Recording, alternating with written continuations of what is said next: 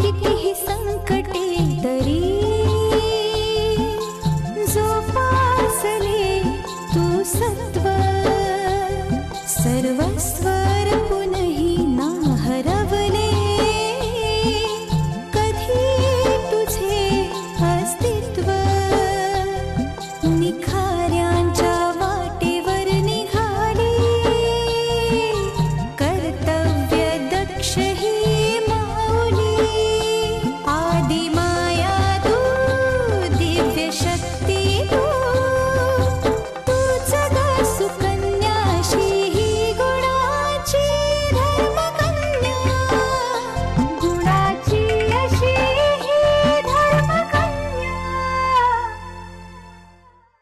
त्या रेणुकासाठी इतकं सेंटिमेंटल वगैरे व्हायची गरज नाहीये तुला. अगं व्हॅन्स आहे ती मुलगी. आपण तिला ऍक्सेप्ट केलं ना तरी मोडकांच्या घराण्याला वारसदार देऊ शकत नाही ती. हे बघ रेणुका, तू आत्ताच्या आत्ता इथे निघून ये. नाही नको. अगं एक मिनिट, मला सांग तू आत्ता कुठे आहेस? मी येते तुला न्यायला. हे बघ, तू हवं तर ना भेटायला ये मला, पण मी तुझ्या बरोबर येईन का नाही ते आत्ताच नाही सांगू शकत. तुझी आई आम्हाला सोडून गेली. तू आईच्या मायेला पारखा झाला सौरभ. तुम्हाला काय वाटतंय या एकाच कारणावरून मी तुमच्यावर रागावलोय?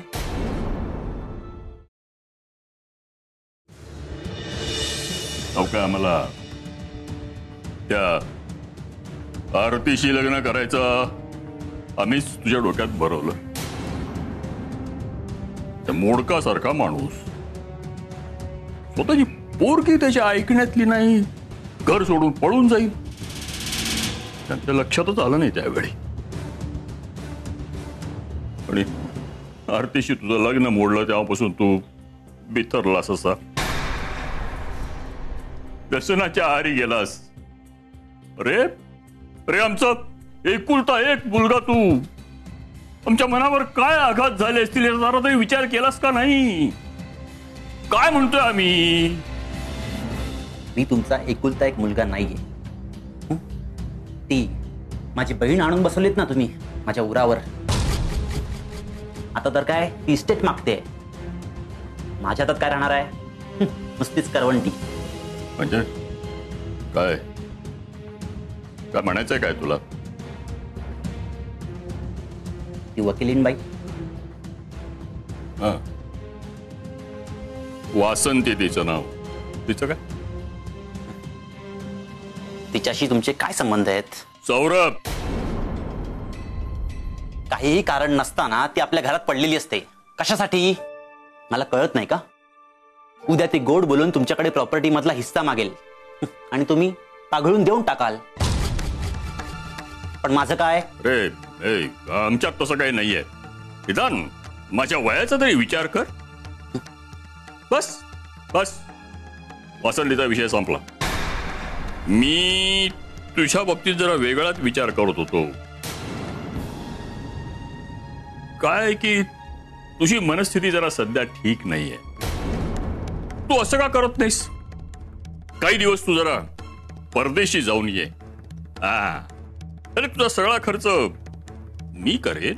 अहो काय पण काय सुचवताय? या असल्या मोडक्या पायाने मी परदेशात जाऊ? अरे तुझा तो कोण मित्र आहे ना बाळू, त्याला बरोबर घेऊन जा. सॉरी, मी कुठेही जाणार नाही. आणि या तुमच्या सूचना आहेत ना त्या तुमच्या जवळच ठेवा.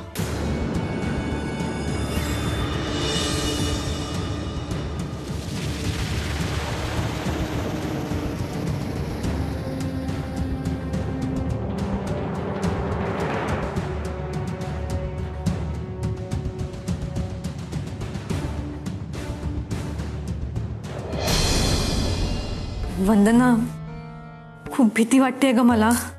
कशाची? आरती येईल ना. तूच फोन करून कळवलंस ना तिला, म्हणूनच येतेय ना ती.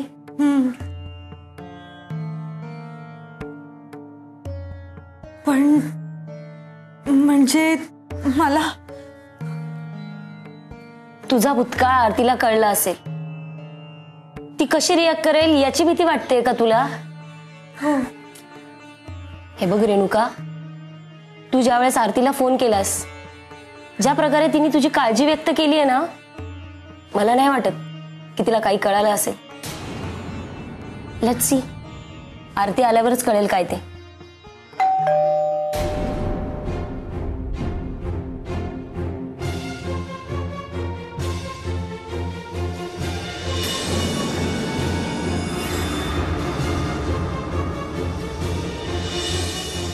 रेणुका, आरती,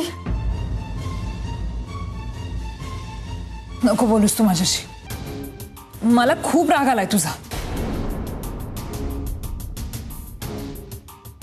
अगं, काय केलंस तू हे?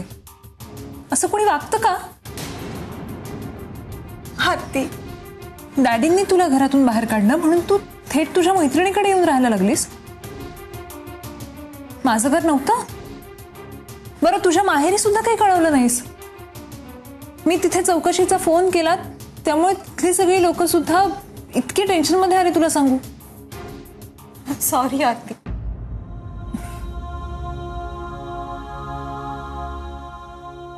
हे बघ, आता रडू नकोस. मी आले ना. हे बघ, होईल सगळं ठीक.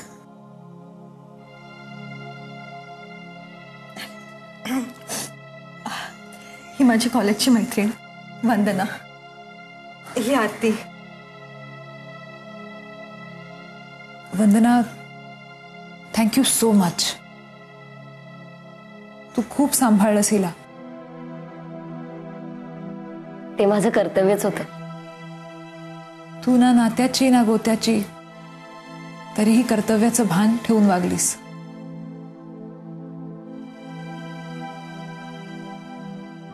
नाहीतर माझा भाऊ,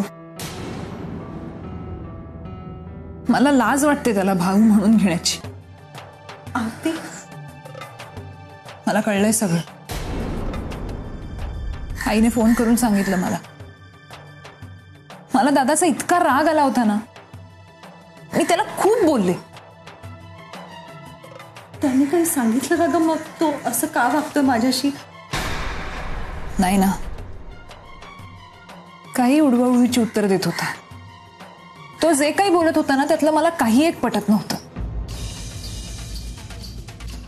मला एक कळत नाही, पुरुषासारखा पुरुष आणि तो परिस्थितीसमोर इतका हतबल होतो. युजलेस. आरती, हे बघ, हे सगळं जाऊ दे. आता मी आले ना, तू चल माझ्या घरी चल. नाही आरती, मी इथेच ठीक आहे. अगं, पण का? नाही, नको.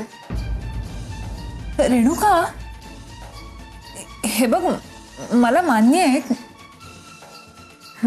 वंदना तुझी खूप चांगली मैत्रीण आहे, ती कॉपरेटिव्ह आहे, पण म्हणून काय तिला तिचं पर्सनल लाईफ नाही आहे का? हा, हे बघ, तू वेड्यासारखा हट्ट नको धरूस. चल बघू, चल माझ्या घरी. हे बघ आरती, मला ना माझ्या मनाची तयारी करू दे जरा. हे बघ, ती झाली ना की मी स्वतःच तुला सांगेन. तू वंदना, तू तरी काहीतरी समजाव गईला. मी तुम्ही बसा ना, मी कॉफी करते.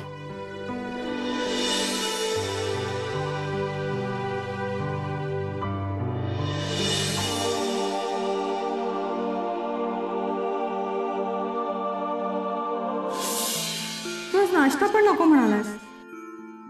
कसं आहे ना, तू काल रात्री जेवणानंतर जी स्वीट डिश भरवलीस ना, त्याने माझं पोट अगदी गच्च भरलंय. काल रात्री स्वीट डिश कुठे होती? विसरलीस? रणजित, तू पण ना सावटपणा बाज झाला. अगं आत्ता नाही करणार तर कधी? म्हातारं झाल्यावर.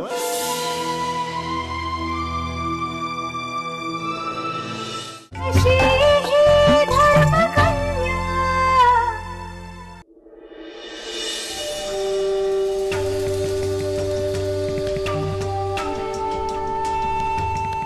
रणजित, हा?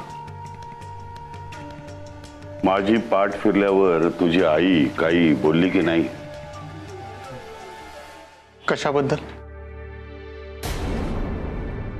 कशाबद्दल? अरे हवा पाण्याबद्दल. आज पाऊस किती छान पडतोय, हवा अगदी छान गार झाले वगैरे वगैरे. डॅडी, गाढवा, तू रेणुकाला घटस्फोट देण्याविषयी बोलत होतो ना आपण, त्याच्यावर चर्चा चालली होती ना आपली.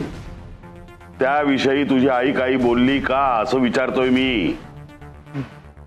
नाही, त्यानंतर याविषयी आमच्यात काहीच बोलणं झालं नाही.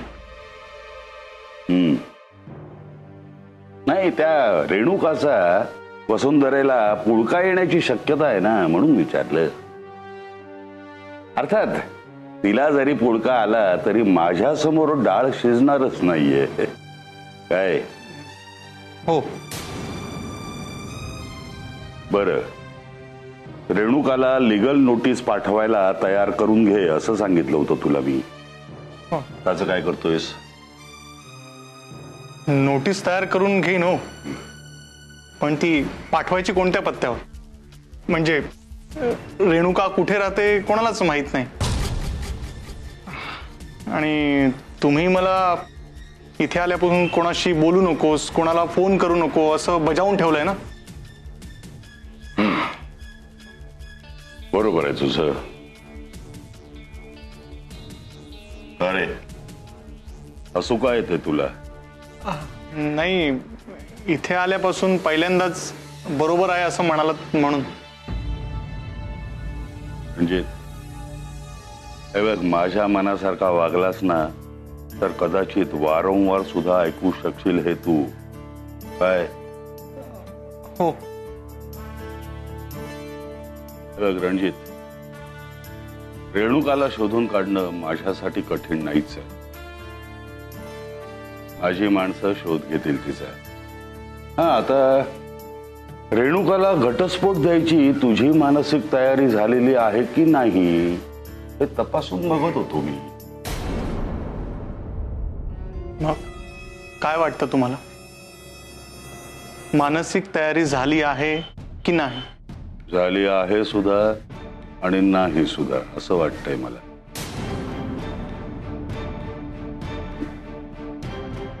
अर्थात मला त्याच्यानं काहीच फरक पडत नाही, कारण माझे पाय धरायला आल्या दिवसापासून तुला माझ्या मताप्रमाणेच, माझ्या मनाप्रमाणेच वागायला लागेल हे निश्चित आहे. काय? मान्य केलंय ना मी एकदा. किती वेळा तेच तेच सांगून टॉर्चर करताय मला. रणजित, तुझ्या या बोलण्याचा सूर मला जराही पसंत पडलेला नाही. मी तुला टोचून बोलणार, टॉर्चर करणार, कारण तुझ्या त्या बायकोने मला प्रचंड मनस्ताप दिलाय. माझ्या ऑफिस मधून माझ्या प्रॉपर्टीचे पेपर्स चोरायचा प्रयत्न केला तिनं. तिची एवढी हिंमत. डॅडी, जुन्या गोष्टी मी अजिबात विसरलेलो नाहीये रणजित. त्यामुळे तुझ्या बायकोच्या कर्माची फळं तुला भोगायला लागणार हे निश्चित. समजलं? हो. ती नोटीस तयार करून घे ताबडतोब. समजलं? हो.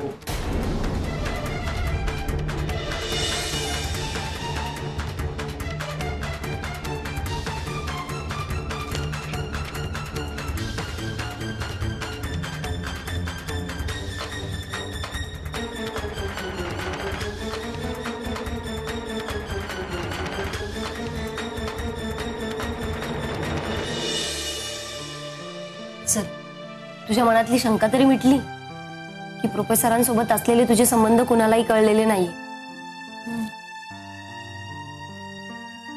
आरतीच्या वागण्यावरनं तरी असंच जाणवते. आता तरी रिलॅक्स फील करतीयस ना?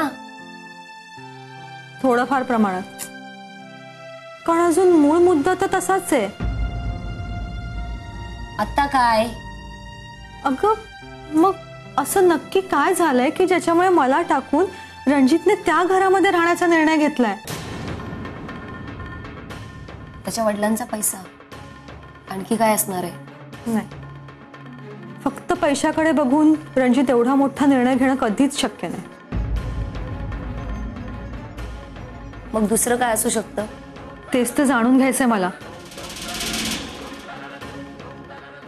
पण कोणाकडनं कसं तेच कळत नाहीये. एक काय तो सोर्स होता आरती, पण रणजितने तिलाही काही सांगितलेलं नाहीये. अगं पण आरती म्हणाली ना की रणजितनी पैशासाठी. ते फक्त सांगण्यापुरतं होतं. पुन्हा तेच. तुला एक सांगू? काय? नाही म्हणजे तू गैरसमज करून घेणार नसशील तर सांगते. अशी ही धर्मकन्या. सांग ना. हे बघ, आरती म्हणतीये ना तुला की तिच्या घरी येऊन राहा. मला असं वाटतं की तू तिच्या घरी जाऊन राहावंस. वंदना, या मागचं कारण सांगते मी तुला. तुझं आणि रणजितचं काय ठरलं होतं की तुझ्या सासरी जाऊन तुझ्या सासऱ्यांची माफी मागून त्यांचा इगो कुरवाळून आणि मग त्यांची सहानुभूती मिळून तुम्हाला हवं ते पदरात पाडून घ्यायचं, असंच ना? हो, म्हणजे असंच ठरलं होतं. हे बघ, मला तरी असं वाटतं की तुझ्या सासऱ्यांनी एवढी मोठी अट घातल्यावर रणजितचा नाईलाज झाला असेल आणि तुमचा हेतू साध्य झाला की तो तुला नक्की येऊन भेटेलच ना? वंदना, येस, असंच असावं. पण त्यासाठी तू कुठे आहेस हे त्याला कळणं गरजेचं आहे. आणि तू आरतीकडे जाऊन राहिलीस तर पुढच्या सगळ्या गोष्टी सोप्या होतील. पटत नाहीये का? पटतंय ग, पण थोडा विचार करायला हवा. बघ, मला तरी वाटतं की तू विचार करावास.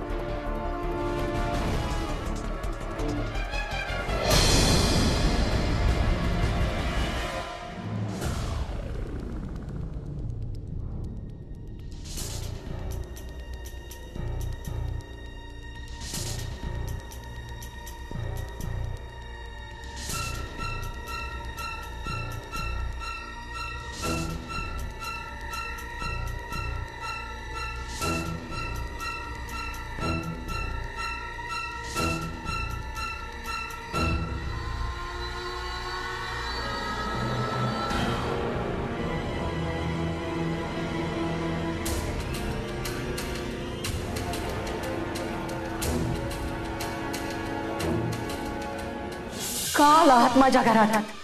लेक कुठं आहे तुझी? रेवती घरी नाहीये. आली की तिला सांग सौरभला भेटू नकोस म्हणावं. परिणाम चांगले होणार नाहीत.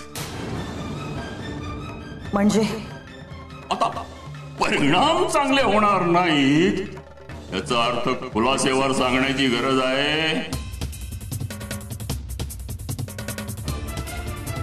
काय म्हणायचंय तुम्हाला? काय वाटेल ते समज. हे बघ, तुम्हा दोघींना संपवायला मला वेळ नाही लागणार हं? आणि तुला चांगलंच माहितीये मी जे बोलतो ते करतो.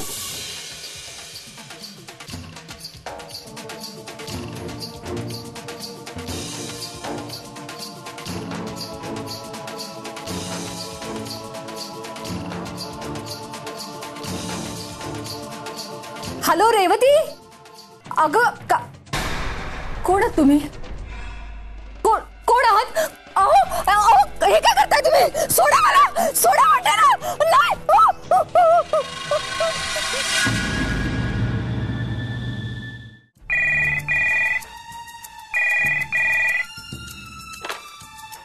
हॅलो.